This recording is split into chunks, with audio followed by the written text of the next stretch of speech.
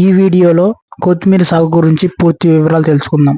ముందుగా ట్రాక్టర్తో 2 నుంచి 3 సార్లు రోటోవేటర్ వేయించుకోవాల్సి ఉంటుంది.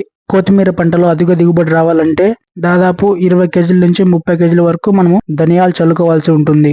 విత్తనాలు చల్లి నీళ్లు పారించిన 2 నుంచి 3 రోజుల లోపల కలుపు వస్తుంది కాబట్టి కొత్తిమీర మొలక ఎత్తక ముందే ఆ కలుపుకు తగిన ఎరువులు స్ప్రే చేసుకోవాల్సి ఉంటుంది. స్ప్రే చేసుకున్న 24 గంటల లోపే చనిపోతుంది కాబట్టి మనకు విత్తనం నుంచి మొక్క మొలకెత్తడానికి దాదాపు 7 నుంచి 9 రోజులు టైం పడుతుంది. అదే విధంగా అధిక దిగుబడి రావాలంటే ఎన్పికే, ఉర్వి శక్తి ఫర్టిలైజర్స్ ని ఎకరానికి 4 చొప్పున చల్లుకోవాల్సి ఉంటుంది. అలాగే కొత్తిమీర మొలకెత్తిన 15 రోజుల కాటి నుంచి మనకు రోగాలు అనేటివి స్టార్ట్ అవుతాయి. ఆ రోగాలని గుర్తించి వాటికి తగ్గ ఎరువులను వాడుకోవాల్సి ఉంటుంది. నీటి విషయానికి వచ్చినట్లయితే డే బై డే కంపల్సరిగా వాటర్ పెట్టుకోవాల్సి ఉంటుంది. కొత్తిమీర పంట అనేది ప్రతి కూరలో వాడతారు కాబట్టి దీనికి సంవత్సరం పొడవునా డిమాండ్ అనేది ఉంటుంది. అదే విధంగా కొత్తిమీర పంట 35 నుంచి 45 రోజుల లోపు పంట చేతికి వస్తుంది.